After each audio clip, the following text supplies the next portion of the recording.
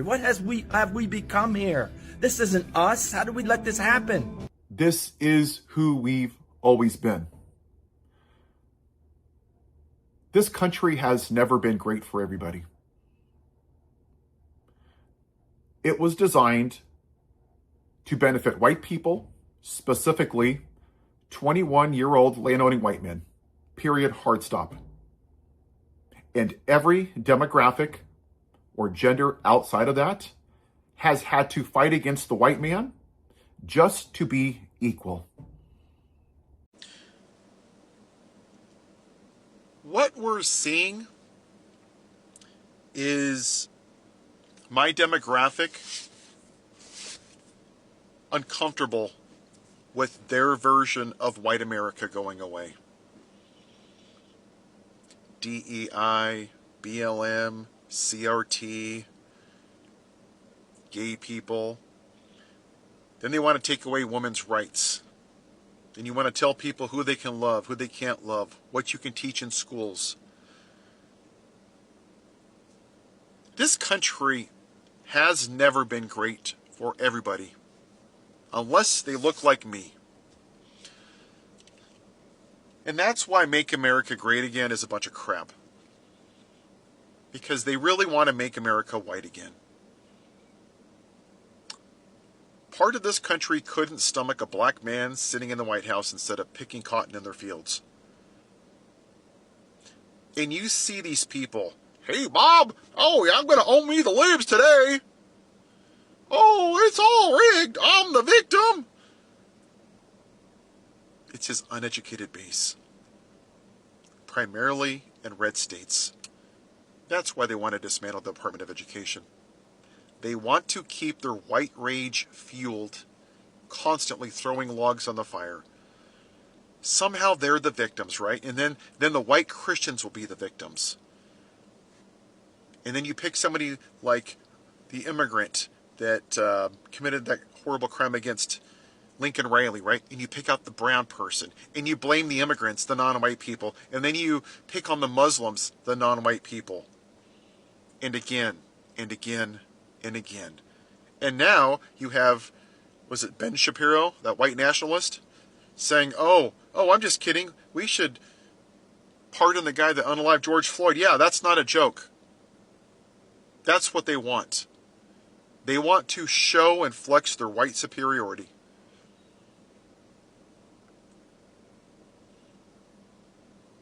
Because that's what this country's always been.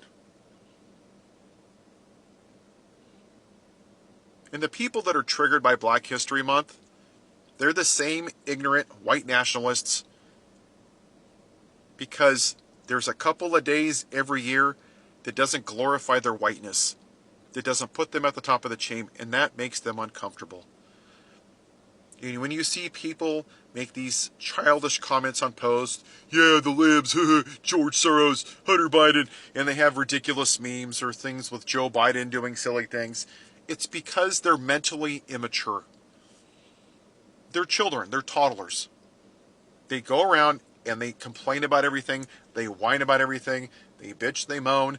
They live in a red state and they say they're against socialism, but yet the blue states supply all of the money to the red states.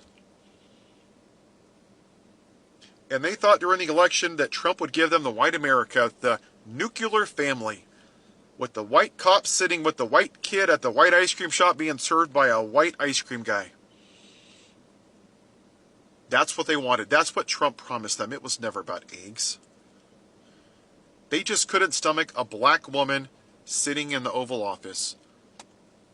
They'll say it was her cackle, or I didn't like her policies. What were her policies you don't like? I don't know. I just didn't like them. I didn't like what she said.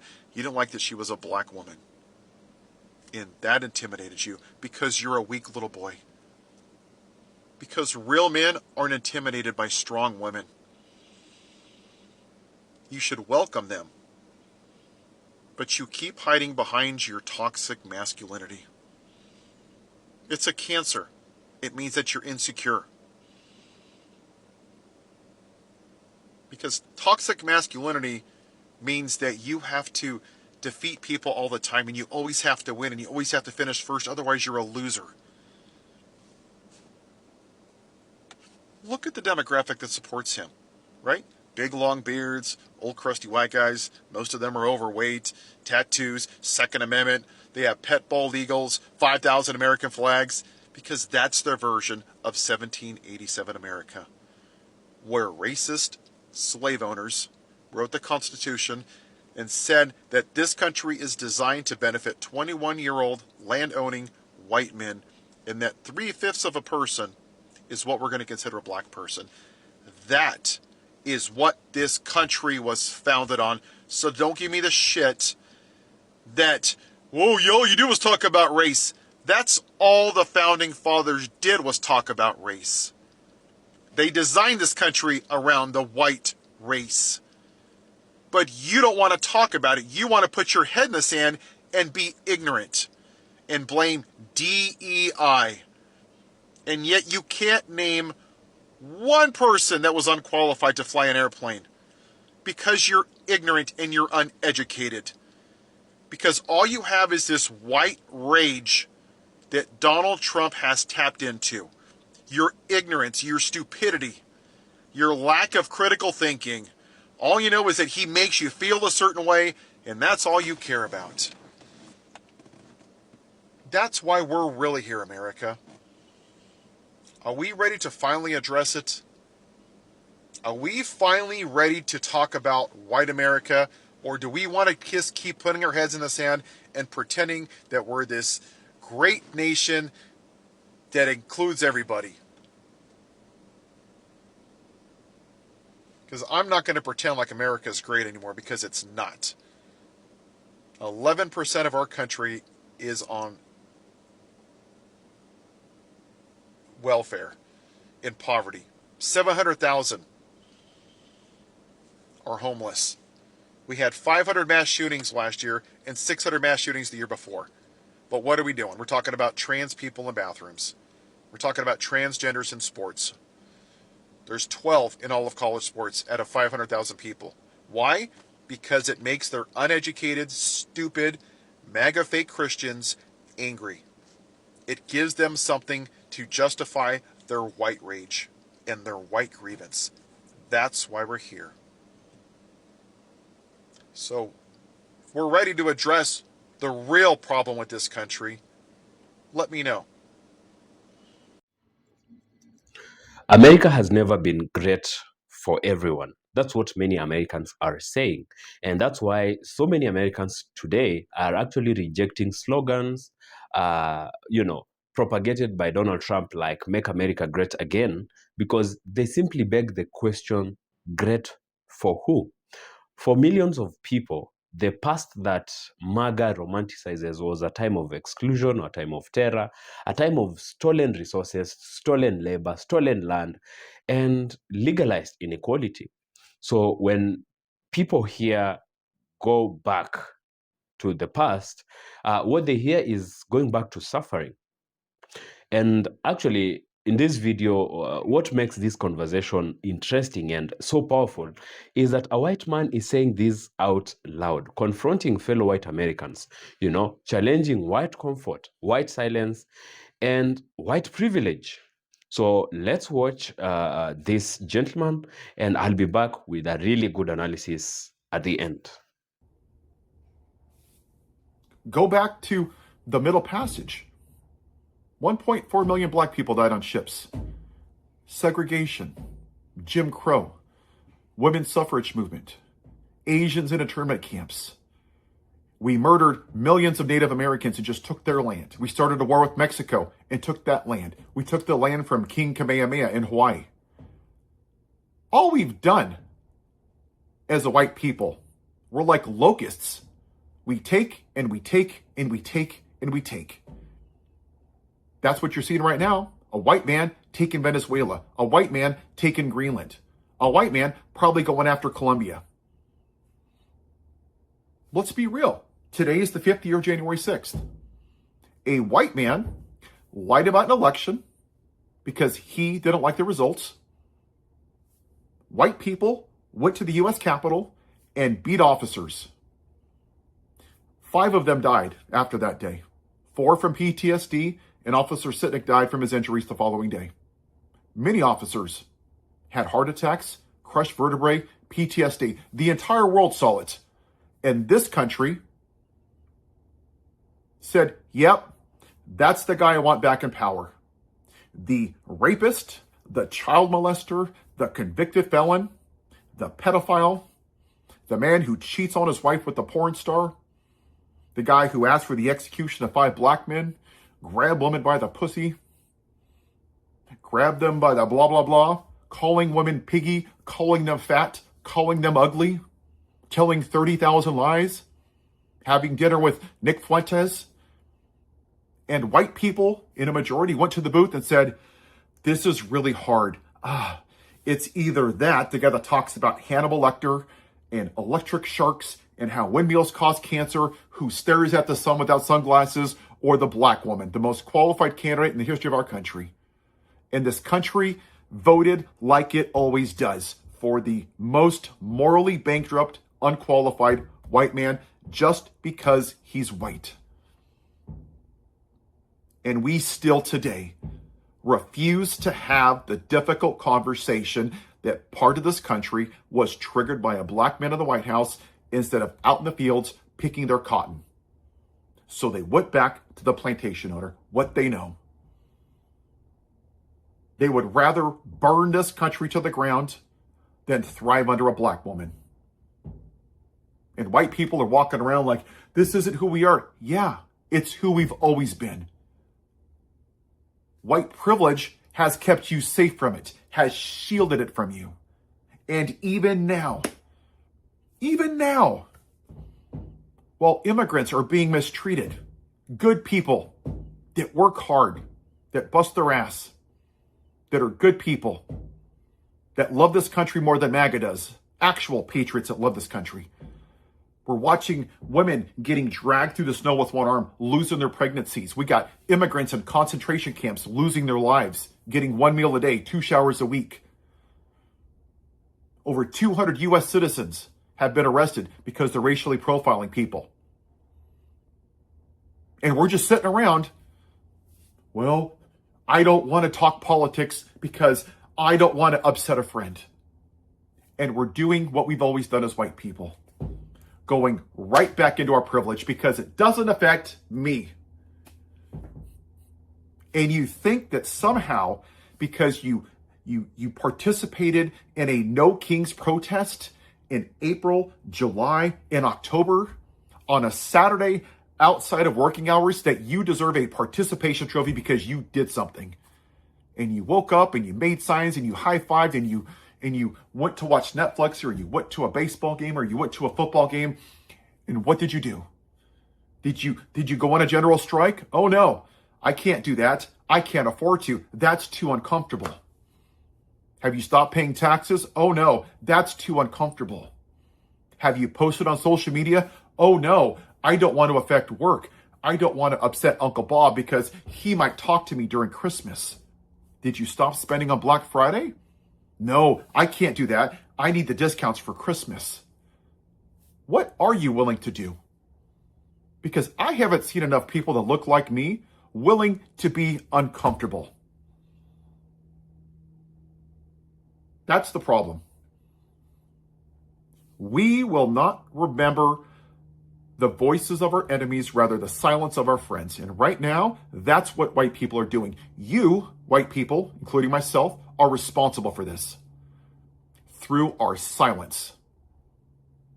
Just like the 3 officers stood by while George Floyd was murdered, we're sitting by and watching it happen because we think that our privilege will keep us safe. You're complicit in it, and you're complicit in it, and you're complicit in it. I don't do politics means I have white privilege and I'm going to hide behind it as long as I can because it doesn't affect me. Don't wave your gold cross at me and say you love your neighbor as yourself when the only person you care about is yourself.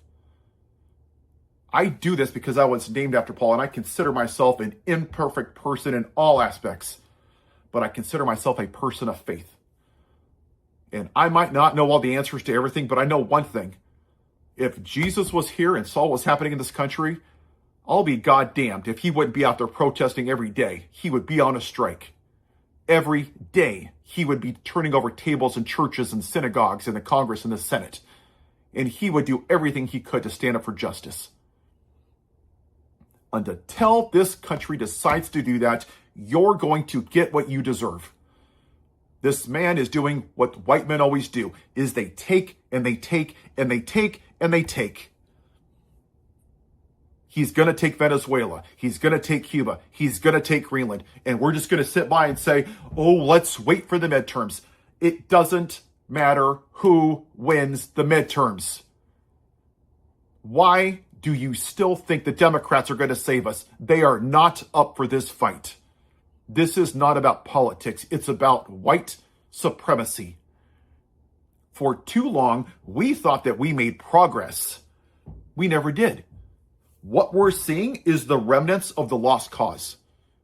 The only difference, other than the year, is that Donald Trump, the rapist pedophile, told them, be who you are. Come out of the closet. Leave your white hoods at home and put on your red hats. I'll support you. And that's what you're seeing. That's why you see white nationalists all over the country now, because they're emboldened by the racist, white supremacist grand wizard in the White House. This isn't rocket science. And everybody's saying, who's going to save us? We're not willing to be uncomfortable. Nobody's coming to save you. It doesn't matter if a Democrat wins. It's not going to stop what's wrong with this country. Donald Trump is a symptom of white supremacy. It'll be J.D. Vance next, or some other far-right Pharisee, some other white nationalist that's afraid of a white minority. It's going to be somebody else. Until we fix the root of this problem, we will never be a great country for everybody. And we've got here because we have propagandized generations of people in this country, and we've told ourselves that we're the best of the best of the best of the best, and it's a lie. We raise our kids in American flag diapers, and we eat our freedom Wheaties before we go to school, and we talk about freedom and guns and Second Amendment and bald eagles and more freedom, and throw in God once in a while and sprinkle in a gold cross or some other symbol of nationalism. And we go to baseball games and we worship the flag, and we go to school and we worship the flag. And before we leave the house, we feed our pet bald eagle, and we get in our truck and put on 400,000 million American flags because we don't want our neighbors to forget that we're patriots. And then we polish the Constitution. And then we don't put on seatbelts because we're patriots. We don't want to be confined by safety. Screw that. Yeah, we're anti-vaxxers. Yeah, we're patriots. And then you turn up God Bless America so the entire state of California can hear you, and you go to work. But first, you got to go in your house and get 500 billion guns and put them in your back seat because you're a patriot. And it's nationalism. Patriotism is doing what I'm doing and standing up for the people that the flag represents. I was at a protest at an ICE facility in Las Vegas last year. And it was interesting. I was there, and it was almost all Latinos and Latinas. They were having their chicle and their quinceañeras. And you know what? They had an American flag that was half American and half Mexican. I was like, you know what? That's what America is. And at that moment, I knew that those people, whether they were immigrants, whether they were citizens, I didn't care. They were good people. That's what I care about. They loved this country more than MAGA did. Because MAGA wants people to love this country the way that they want, which is white, white, white, white, white, white. They're stuck on symbolism and nationalism. And the people on the right have done a damn good job of indoctrinating a bunch of uneducated, racist white people in the South to weaponize religion through abortion and being gay, that the liberals are the enemy and they're all going to hell and they're evil. And it's been a lie. But yet somehow when they vote for a rapist and a convicted felon and a pedophile, somehow, hey, no one's perfect. And that's the hypocrisy, because that's what it is. It has never been about God or Jesus. And I'll remind you that the KKK and the lynchings, didn't let black people sit in church. In fact, they would lynch black people and leave them outside hanging from the tree after the Sunday service, and then all the white people would be in their nice clothes and take pictures because, nothing says we're a Christian nation. But that's the lie that they told people, that we're a Christian nation. Lynchings, Jim Crow, segregation, tearing out the fetuses of black women, using babies for bait for alligators. The Middle Passage, where 1.4 million people died. The Trail of Tears, Wounded Knee, Asian internment camps. Black people not sitting in church or same schools, but hey, we're a Christian nation. But what that means is that we're a white nation. That's what it means. When you hear traditional family values, that means you can be a white man that rapes women and molests little girls and be president, because that's traditional family values. White. When are we going to finally face the original sin of this country? We didn't make progress during the civil rights movement. We suppressed it behind a dam. And this plantation owner in the White House, this grand wizard, has opened that dam. And it's so full that the water's coming over the top of the dam, and it's about to crack open. And the Stephen Millers and the Steve Bannons of the world and the Marco Rubio, who wants to be close to whiteness, and the Lindsey Grahams, they're all going to kiss up to the white man, because he is their Hail Mary to save their version of traditional family values from the non-white people taking it over. When are we going to address it, people? It was never about the price of eggs or gas. They were never going to vote for the black woman. And when you look at the Zohran Mamdani race, the only demographic that did vote for him, white people. Harrison Trump, white people. Go look at the early polling for Jasmine Crockett and James Tallarico.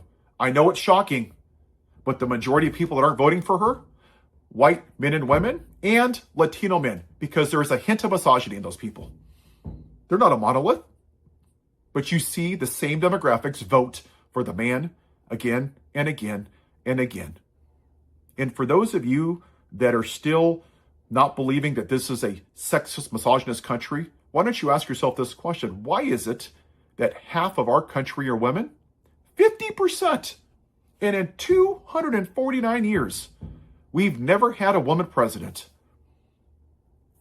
That we would rather have a pedophile, rapist, convicted felon, white man as the president than the most qualified black woman. It's misogyny. Maintaining the white male patriarchy is more valuable than morality and decency, integrity, and honesty. And I voted for John McCain, and I voted for Barack Obama. I even voted for Ross Perot. I have voted all across the aisle. They were decent people. I had respect for them. They had integrity, decency, kindness. I would have been fine with either one of them winning. But what we've done now is completely abdicated all that for white supremacy. And that's a damn shame. It's time that we finally had this conversation. All right, so what do we learn from this gentleman?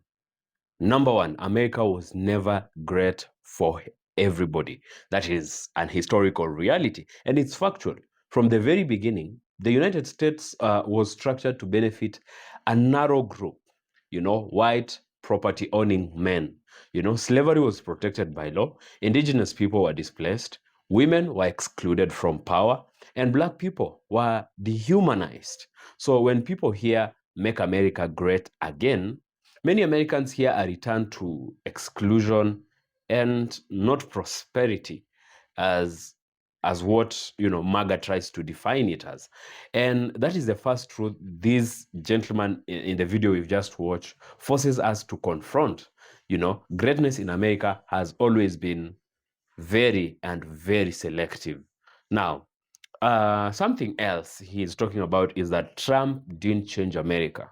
He has exposed it. So Donald Trump didn't invent racism, white supremacy, or inequality.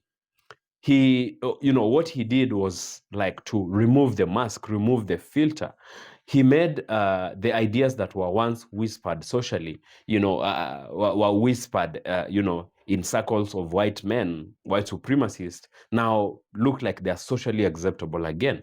That's why many Americans say Trump hasn't broken the system. He has revealed how it already worked. Now you see that in America looks like there's a sudden rise in white nationalism. You ask yourself why suddenly that is now the case, and Confederate flags being hoisted everywhere, suddenly. Because now they feel like they're socially acceptable because it looks like one of them, white supremacist, is back at the White House. So MAGA is not really nostalgia.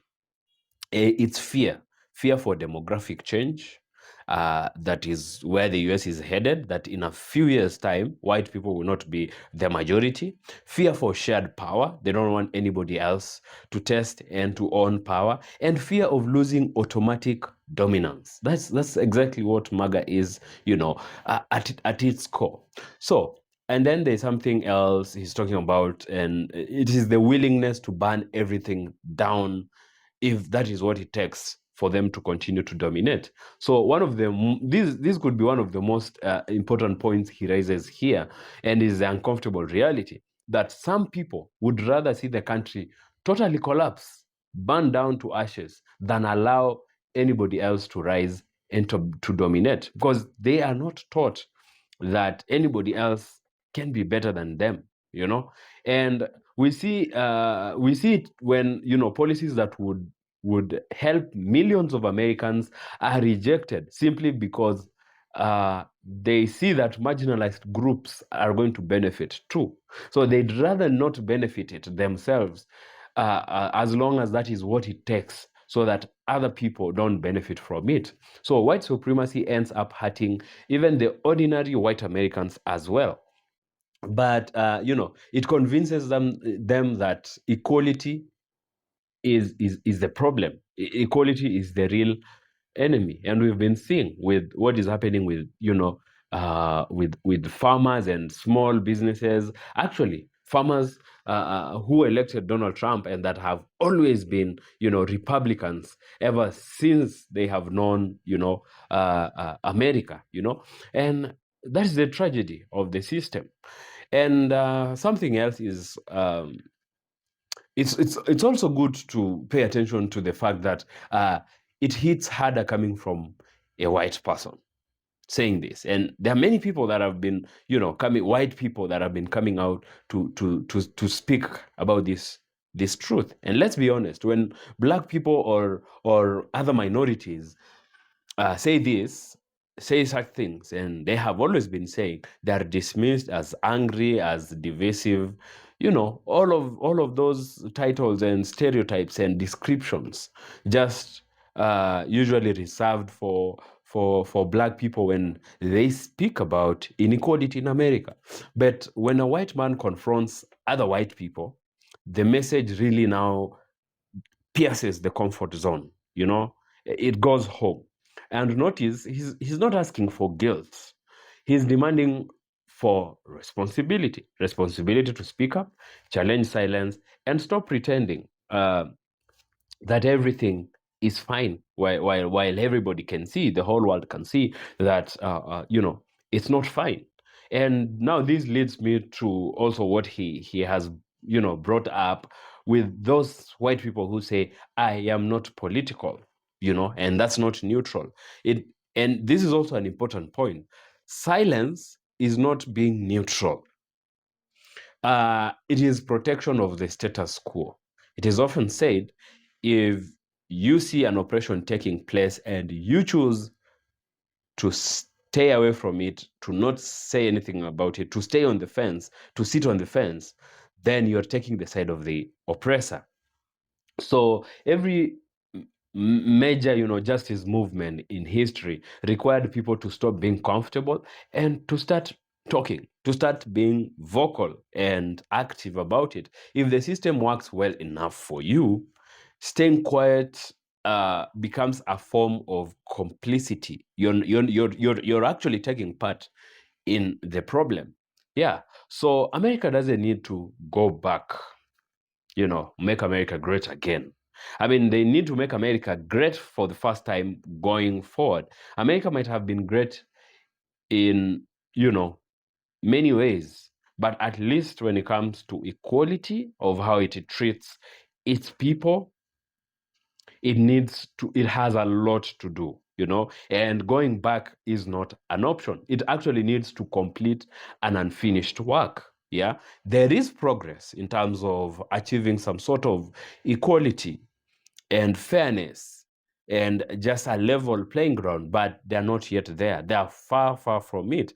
And you can build a great future from a broken foundation. So real greatness means equality, honest history, not covering up history, not going to the museums to take away Black history because you want to think that it is the problem. No, it is, owning that uncomfortable history and, providing, now ensuring there are shared opportunities and that justice applies for everyone. So the man we've just watched from this video isn't actually attacking America.